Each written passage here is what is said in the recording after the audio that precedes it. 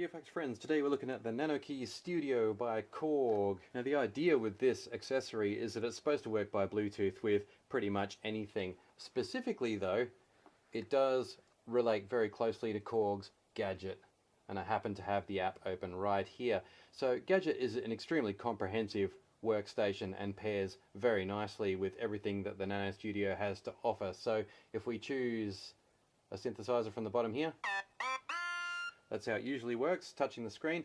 But with the Nano Studio, we can play on the keyboards. It won't work just yet though, because we have to go back to the main screen. I should have done this a moment ago. Set up Bluetooth connection, add the Nanokey Studio. We're connected. Now we're good to go.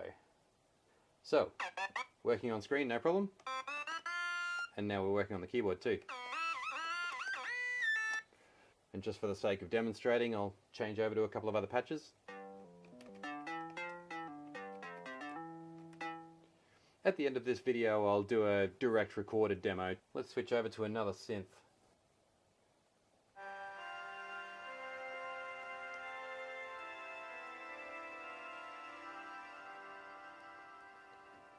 Volume's on max. Of course, an iPad isn't very loud. The speaker's only about 1 centimeter wide. And despite my usual aversion to software synths, I do find it sounds pretty good. And the flow and integration of hardware and software is about the best I've seen. This one's a drum machine. And this one's a polyphonic synth.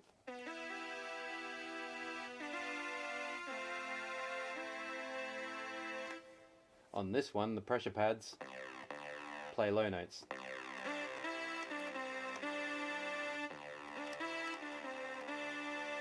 Notice that there's a slight velocity sensitivity too.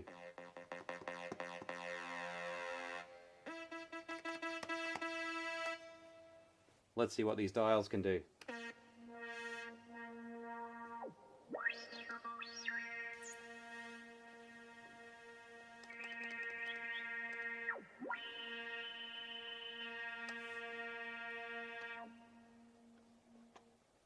Like all good synths, Gadget is very programmable, and with the two both being Korg products, it comes as no surprise that they integrate very neatly. Let's switch back again to the first synth I had, which is called Berlin, and as you may remember, it sounded like that, but you can also do things with the K oscillator pad in the middle. Let's find a different sound.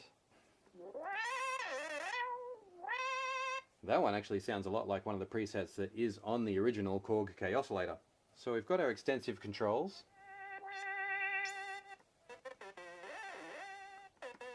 Okay, now that we have some decent attack, let's try the arpeggiator.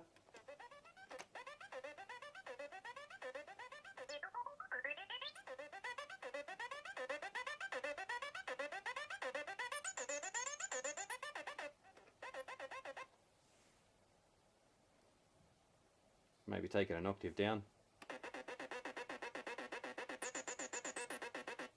And it works on the pads as well.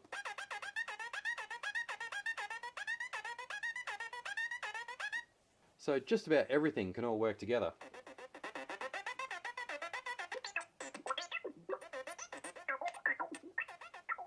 I'm sure you'll be able to find better sounds to use all those controls with, but it really is a fun and exciting experience to use basically 3 completely separate ways of interacting with the app, all completely simultaneously.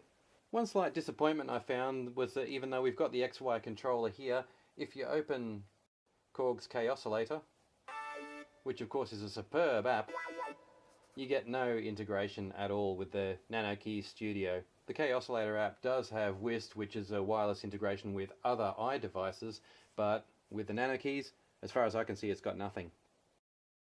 The same applies for Electribe, another really good app from Korg. With extreme faithfulness, it recreates the original Korg Electribe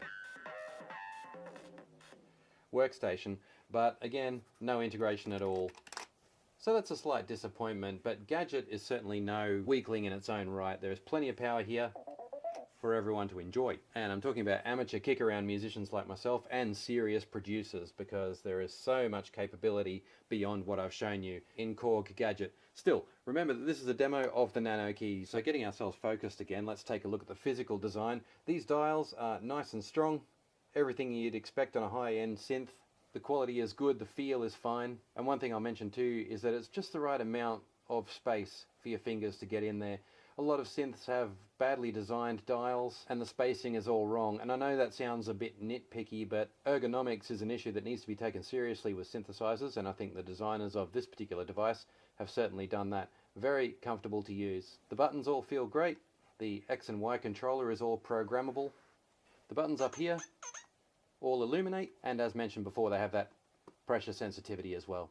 It's nice to have the arpeggiator available at one touch too, and on the app you can change parameters of the arpeggiator by going to shift and arp type here. So all of these buttons here have a B function as well with the shift control. The pad functions can be changed here, and you can set up easy scales too to keep everything in tune with the overall composition. So if you're going totally random on the XY controller, you'll still get everything sounding perfectly in tune, if a little bit chaotic. The keys themselves, well, they look nice, but I think you've got to think of this machine as a compositional tool. If you try to use this live, you will definitely run into trouble. It's not a quick, nice flow unless you're just doing that.